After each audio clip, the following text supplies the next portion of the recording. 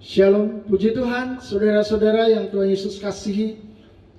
Kembali kita bertemu di dalam khotbah online GPC Anugerah Bermazmur 20 September 2020. Sebelum kita menerima firman-Nya, mari kita bersama-sama berdoa.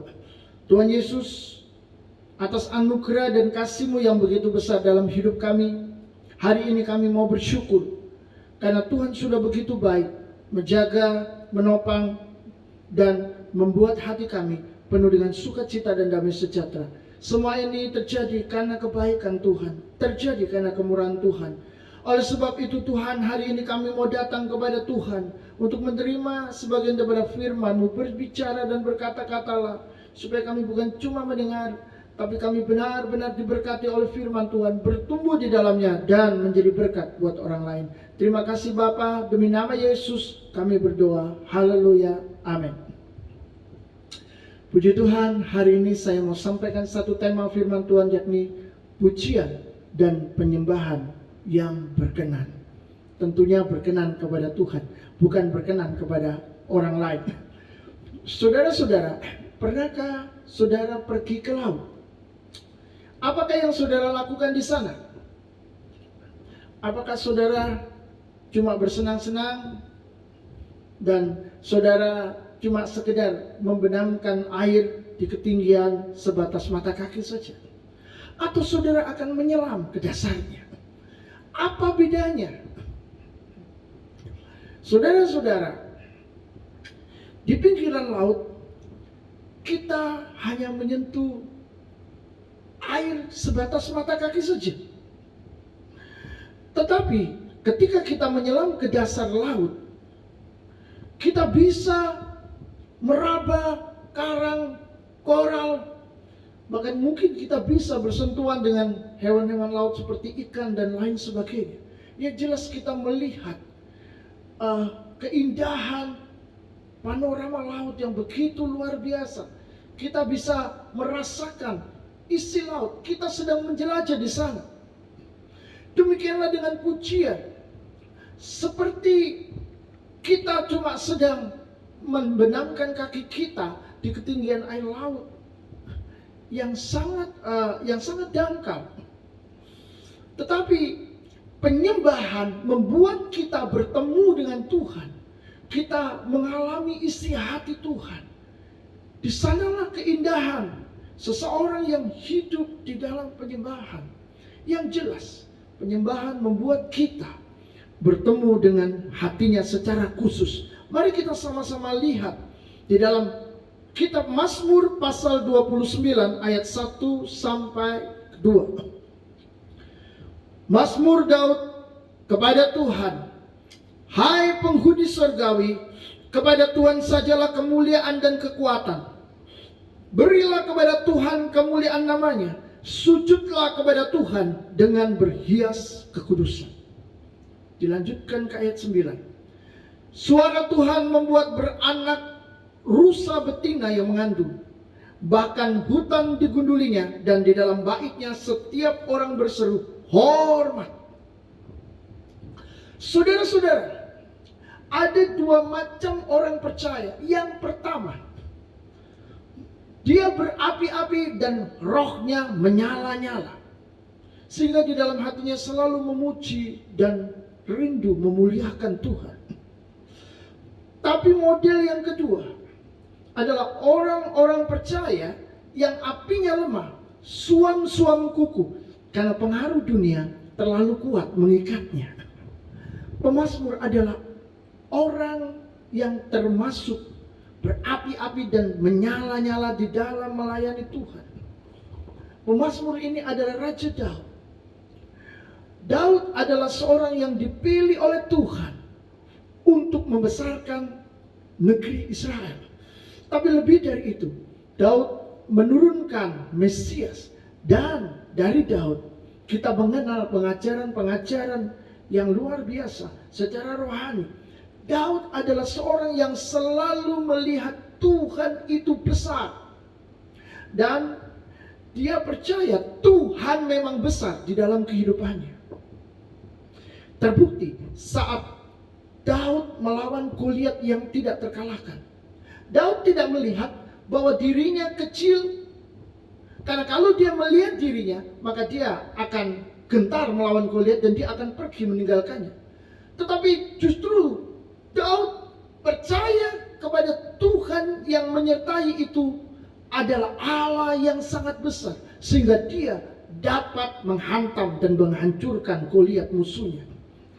Saudara-saudara, itu sebabnya Daud di dalam kehidupannya dia selalu memuji-muji Tuhan. Mengapa? Karena dia sangat mengandalkan Tuhan. Ini sangat luar biasa. Daud berkata di dalam Mazmur 29 ayat 1, "Hai penghuni surgawi, kepada Tuhan sajalah kemuliaan dan kekuatan." Yang jadi pusat penyembahan Daud bukanlah diri sendiri, tetapi Tuhan saja. Dia berkata, kepada Tuhan sajalah kemuliaan dan kekuatan. Daud tidak membangga-banggakan diri, Daud tidak membangga-banggakan kerajaannya, Daud tidak pamer kekuatan. Bahkan ia menekankan kepada penghuni surga, penghuni surgawi, mungkin para malaikat, makhluk-makhluk surgawi, untuk memuliakan nama Tuhan.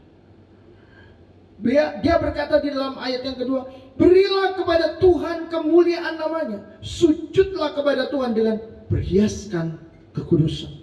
Saudara-saudara, Daud di dalam ilham roh berkata kepada penghuni surgawi untuk memberikan kemuliaan kepada yang berhak, yakni Allah yang memang berkuasa atas segala sesuatu.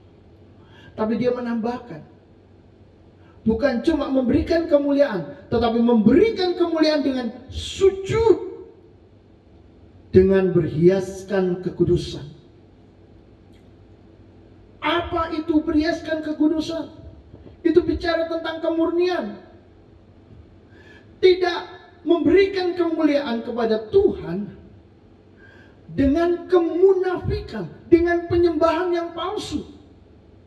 Benar-benar memberikan kemuliaan bagi Tuhan dengan hiasan kekudusan. Dan ini bicara soal motivasi. Apakah seseorang yang menyembah Tuhan itu memiliki motivasi yang sama? Tidak. Para malaikat surgawi yang sedang memuliakan namanya di dalam kemegahan, kemeriahan, dan kemuliaan yang luar biasa. Karena mereka adalah makhluk-makhluk surgawi, kita makhluk bumi, pasti berbeda. Tetapi saudara-saudara, makhluk-makhluk surgawi ini, yakni para malaikat yang penuh dengan kuasa dan kemuliaan Tuhan, telah terbukti merampas kemuliaan Allah untuk dirinya sendiri. Itu sebabnya mereka munafik, mereka memberikan penyembahan yang palsu kepada Tuhan. Dan ini sangat berbahaya. Biarlah ini menjadi peringatan bagi seluruh gereja Tuhan agar memberikan kemuliaan itu kepada Tuhan saja yang berhak menerimanya. Karena kemunafikan dan kepalsuan penyembahan yang dilakukan malaikat itu, malaikat jahat maksud saya, juga ditularkan ke bumi melalui apa? Melalui dosa Adam. Dan turun-temurun sampai hari ini. Itu sebabnya gereja Tuhan harus waspada. Saudara-saudara, ada orang-orang yang memuliakan Allah, tapi ternyata motivasinya hanya untuk dilihat orang. Seperti orang-orang Farisi yang memakai jumbai panjang, lalu berjalan ke pasar-pasar. Mereka berdoa di sana. Tujuannya untuk dilihat orang. Sedangkan Yesus berkata, masuklah ke dalam kamar, berdoa di sana sendirian bersama dengan Tuhan. Orang lain gak ada yang tahu. Ada juga saudara-saudara, pemimpin-pemimpin rohani yang sedang memimpin penyembahan, memimpin kebaktian dengan gaya dan ciri khasnya seperti seorang yang penting dan besar. Mereka melakukan itu seakan-akan untuk Tuhan, tapi ternyata motivasinya adalah untuk kebanggaan diri. Di sini kita melihat bahwa sikap kerendahan hati di hadapan Tuhan harus dijaga. Mengapa? Karena jika kita tidak menjaganya, kita menjadi sama seperti para malaikat yang telah jatuh, memberikan kemuliaan nama Tuhan dengan sujud berhiaskan kepalsuan, dengan sujud berhiaskan kemunafikan. Saudara-saudara, tentu saja kita tidak ingin menjadi orang-orang dengan model seperti itu. Di dalam ayat selanjutnya ditekankan bahwa makhluk bumi melihat kedahsyatan Tuhan itu berseru hormat kepada Tuhan. Tadinya penghuni surgawi yang dibicarakan, sekarang makhluk bumi di baitnya yang kudus. Mazmur 29 ayat 9. Suara Tuhan membuat beranak rusa betina yang mengandung, bahkan hutan digundulinya, dan di dalam baitnya setiap orang berseru hormat. Saudara-saudara, Alkitab berkata bahwa rusa betina yang mengandung mendengar suara Tuhan langsung beranak. Kaget? Bukan, karena terlalu dahsyat suara Tuhan, terlalu dahsyat kuasa Tuhan. Ini berbicara tentang kemuliaan Tuhan. Bahkan hutan digundulinya, hutan yang penuh dengan tumbuhan-tumbuhan yang tinggi, penuh dengan tanaman-tanaman yang lebat. Karena suara Tuhan, tanaman-tanaman ini roboh satu persatu dan mereka dibabat habis sehingga hutan menjadi gundul. Dan di baitnya yang kudus dikatakan setiap orang, tidak ada yang terkecuali, setiap orang berseru hormat. Hormat kepada Tuhan Allah kita yang maha tinggi, Allah kita yang maha kudus, Allah kita yang maha mulia. Kita perlu sadar bahwa sudah saatnya kita harus merendahkan diri. Jangan sombong seperti imam besar Hanas yang menggunakan nama bait Allah untuk kepentingannya sendiri, yakni mengeruk uang, mengeruk materi sebanyak-banyaknya. Tapi dengan begitu sombong, dengan begitu gagahnya, dia tetap menggunakan pakaian seorang imam besar. Padahal dia sedang memeras orang lain.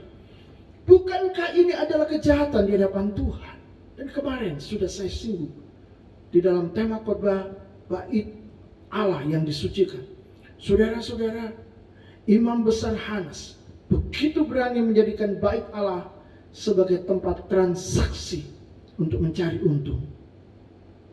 Kita melihat bahwa ini benar-benar bukanlah sebuah penyembahan.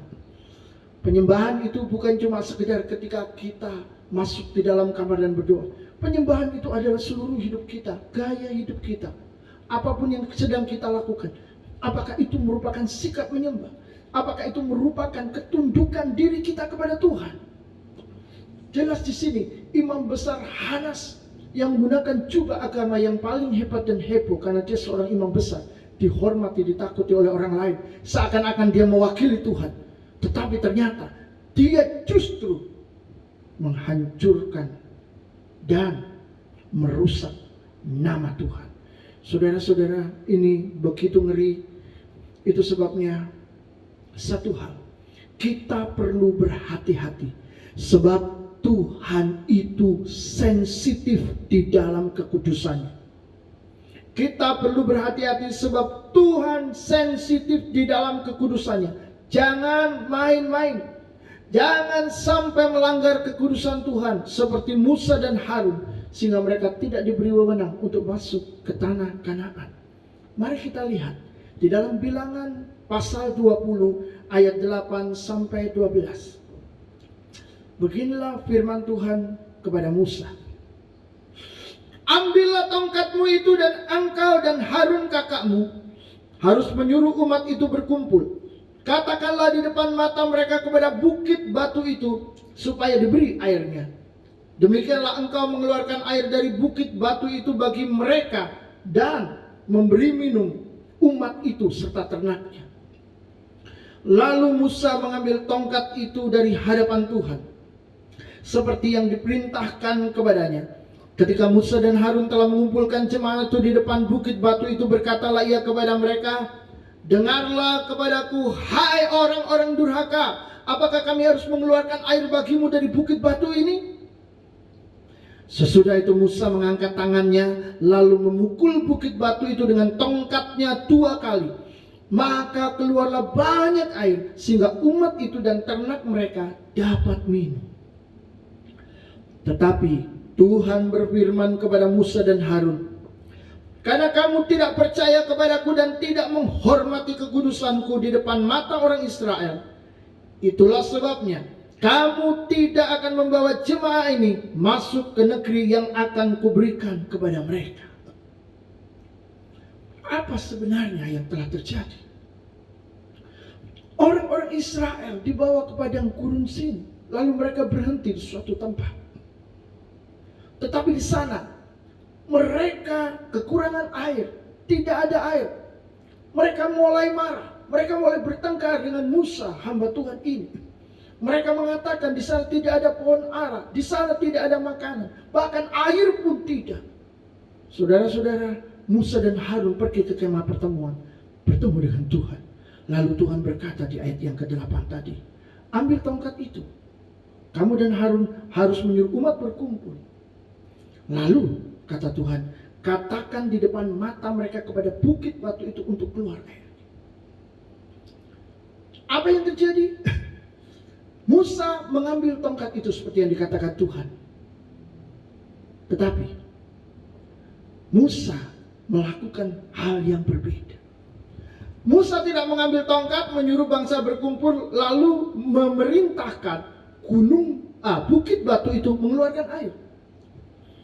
Melainkan Musa mengambil tongkat dan dengan garam, dengan panas hatinya, karena tadi sempat bertengkar dengan bangsa Israel yang tegar tengkuk, yang tidak mau percaya kepada Tuhan, yang selalu bersungut-sungut. Musa berkata, dengar kepadaku, hai orang-orang durhaka, apa kami harus mengeluarkan air bagimu dari bukit batu ini? Saudara-saudara, disinilah kejatuhan Musa.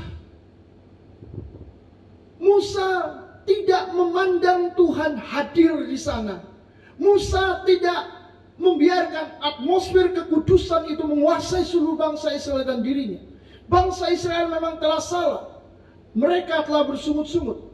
Tetapi Tuhan adalah Allah yang penuh anugerah dan kasih. Saat ini Tuhan mau memberikan air itu supaya bangsa itu bersuka cita, bangsa itu senang, bangsa itu bahagia. Lalu berkata, ya Tuhan, ampunilah kami, karena kami telah berdosa kepadamu.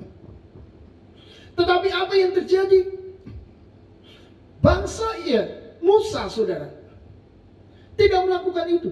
Musa malah mengutuki bangsa Israel. Dia mengubah atmosfer yang kudus itu menjadi penuh dengan kemarahan. Musa melanggar kekudusan Tuhan.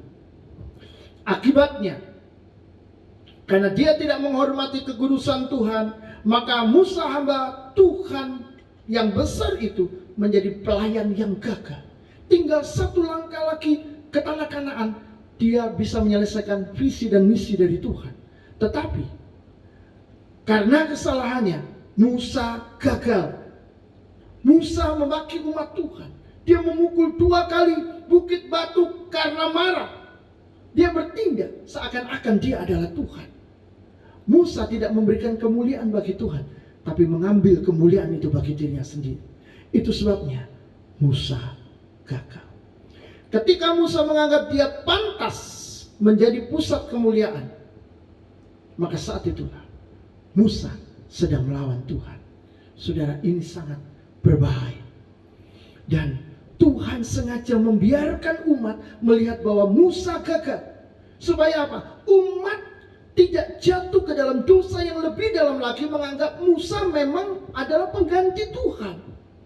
Karena waktu Musa berkata dengan kemarahan, hai orang-orang durhaka, lihat ini, air dari bukit batu ku keluarkan untuk engkau. Apakah ini yang kau minta? Dan mereka melihat, oh Musa hebat. Lalu Tuhan membiarkan Musa masuk ke tanah Kanaan, maka mereka akan beranggapan Musa sudah seperti Tuhan. Dan itu tidak dilakukan Tuhan. Musa mati dan tidak bisa masuk ke tanah Kanaan. Yosua hambanya lah yang meneruskan untuk sampai ke tanah Kanaan. Saudara-saudara yang dikasihi Tuhan, jemaat Tuhan harus bebas dari kesombongan saat menyembah Tuhan. Jangan ada yang merasa diri lebih super, lebih hebat, lebih rohani, hanya karena merasa menyembah Tuhan di gereja yang besar, memiliki pendeta yang terkenal, apalagi merasa lebih kudus, merasa lebih baik, merasa lebih berkenan kepada Tuhan karena punya uang banyak, merasa diberkati. Katakanlah, diberkati menjadi ukuran bahwa dia berkenan kepada Tuhan. Padahal ini sama sekali tidak ada hubungannya. Orang yang berkenan dan tidak berkenan kepada Tuhan bukan karena dia memiliki segala sesuatu, tetapi karena dia memiliki hati yang tulus yang diberikan sebagai suatu penyembahan. Sudah saatnya pertobatan dimulai dari gereja Tuhan lebih dulu. Seorang pendeta atau pelayan Tuhan juga tidak perlu marah-marah dan bertindak membusungkan dada saat dikatakan oleh jemaat, oleh orang lain, palsulah, sesatlah, bodohlah, kurang inilah, kurang itulah, dan dibanding-bandingkan dengan pendeta-pendeta lain yang lebih hebat dan lebih luar biasa. Saudara-saudari yang dikasihi Tuhan, tidak perlu marah. Mengapa? Karena justru disitulah sesungguhnya kemuliaan sebagai seorang hamba. Kemuliaan seorang hamba adalah tidak mengambil kemuliaan apapun yang diperuntukkan untuk tuannya. Semua kemuliaan, bahkan ketika dia bekerja keras melakukan apa saja, dan kemuliaan itu muncul, itu untuk Tuhan, itu untuk Tuhan. Jadi kemuliaan seorang hamba adalah memberikan kemuliaan itu bagi Allah, dan dia sujud dengan berhiaskan kekudusan, dengan kemurnian hati, tanpa kemunafikan, tanpa kepalsuan penyembahan. Jangan sampai saudara-saudara, seorang hamba Tuhan melanggar kekudusan Tuhan, seperti yang dialami oleh Musa dengan marah-marah lalu show action, seperti Tuhan mengutuki umat. Saudara-saudara, jangan sampai ini terjadi. Karena kita ini bukan siapa-siapa dan kita ini bukan apa-apa. Segala kemuliaan dan hormat hanya untuk Tuhan. Karena Tuhanlah yang layak menerima segala pujian dan kemuliaan kita. Puji Tuhan. Yang jelas, jika ada seorang yang telah gagal, jika ada seorang yang benar-benar melanggar kekudusan Tuhan, dia akan mengalami rasa kecewa, sakit, dan mungkin malu seperti Musa. Itu sebabnya mari kita jauhkan itu dari hidup kita. Maka semua jerih lelah, air mata, dan kerja keras kita untuk Tuhan, biar Tuhan saja yang tahu. Orang lain tidak perlu tahu. Amin. Biar Tuhan saja yang tahu. Karena bukankah segala kemuliaan hanya bagi Tuhan? Tuhan itu besar, Tuhan itu mulia. Jadi jangan sampai menyentil, menyinggung. Hormati keberadaan Tuhan walaupun Tuhan tidak terlihat. Karena Tuhan ini sekali lagi sensitif di dalam kekudusannya. Masih ingat ketika orang-orang membawa tabut Allah, mengangkat tabut Allah, dan tabut itu mau jatuh. Lalu secara tidak sengaja, secara refleks sebenarnya, dia ingin menjaga supaya tidak jatuh. Ketika menyentuh, dia langsung mati. Itulah kekudusan Tuhan. Sensitif sekali. Saudara-saudara, kebesaran Tuhan telah dibuktikan di sepanjang masa, di sepanjang abad. Di dalam sejarah manusia, kebesaran Tuhan sudah jelas-jelas telah dibuktikan. Orang-orang yang sangat sombong, yang memuliakan diri dan menantang Tuhan, nasibnya tidak karu-karuan. Thomas Endo, yes, adalah seorang arsitek terkenal yang menghasilkan sebuah karya besar, kapal Titanic. Suatu kali setelah pembangunan kapal Titanic ini selesai, seorang reporter bertanya kepadanya, seberapa amankah kapal ini berlayar di Samudra Atlantik? Dengan angkuhnya, dengan sombongnya, Thomas Andrew berkata, bahkan Tuhan pun tidak dapat menenggelamkannya. Wow, luar biasa. Tuhan saja tidak bisa menenggelamkan kapalnya. Saudara-saudara, ketika pertama kali kapal Titanic ini dibawa menuju ke Amerika Serikat, 4 hari kemudian kapal ini menabrak gunung es dan lambungnya robek, lalu tenggelamlah kapalnya. Tergenapilah apa yang dikatakan oleh Thomas Andrew. Bahkan Tuhan pun tidak dapat menenggelamkan kapalnya. Tapi yang menenggelamkan kapalnya hanyalah sebongkah gunung es, ciptaan Tuhan yang sangat kecil. Sedangkan Tuhan itu besar. Saudara-saudara, mari kita lihat bahwa orang-orang yang begitu sombong dan ingin mengambil kemuliaan Allah untuk dirinya sendiri akan dibuat jatuh. Suatu hari, seorang artis tahun 50-an, cantik, kaya, populer, namanya adalah Marilyn Monroe. Dia juga dekat dengan Presiden John Kennedy. Pada waktu dia sedang konser, datanglah seorang hamba Tuhan, yakni Billy Graham. Dia berkata, saya membawa pesan Tuhan untukmu. Tapi Marilyn berkata, saya tidak butuh Tuhan. Wow, dia menolak. Dan akhirnya Billy Graham pulang. Seminggu kemudian, Marilyn Monroe ditemukan tewas di apartemennya. Saudara-saudara yang dikasihi oleh Tuhan, dengan kebesaran Tuhan seperti itu, satu pertanyaan, masih adakah yang tidak mau memberikan kemuliaan namanya? Yang sujud berhiaskan kekudusan. Bukankah Tuhan memang layak untuk menerima semuanya itu? Layak menerima hormat. Mari kita membaca Wahyu pasal 4 ayat 9 sampai ayat yang ke-11.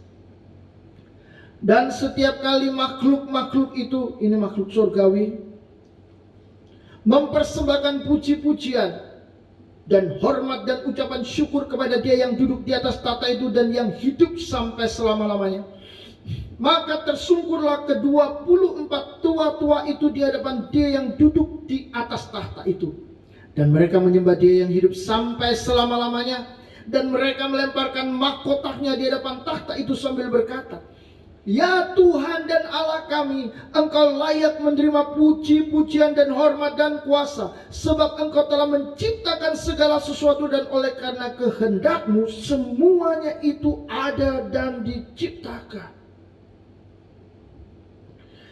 Saudara-saudara, perlemparan mahkota di hadapan Allah itu adalah sebuah sikap hormat yang tidak lagi bisa dikendalikan. Mengapa? Karena 24 tua-tua itu ada di dalam atmosfer ilahi yang begitu kuat. Mungkin mereka sudah tidak bisa berdiri lagi, tapi mereka merasa diri tidak layak dan mereka lemparkan mahkota untuk kemuliaan Tuhan. Mereka tidak mau mengambil sedikit pun kemuliaan untuk dirinya sendiri.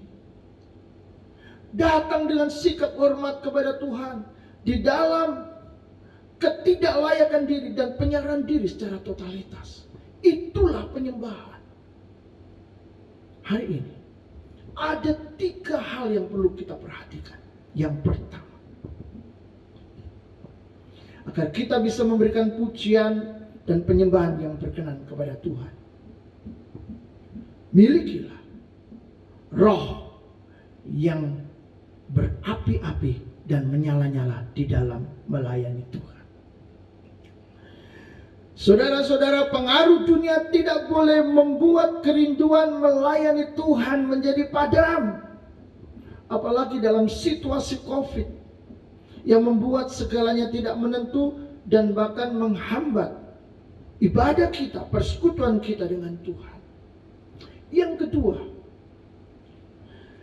jadikanlah Tuhan sebagai pusat penyembahan.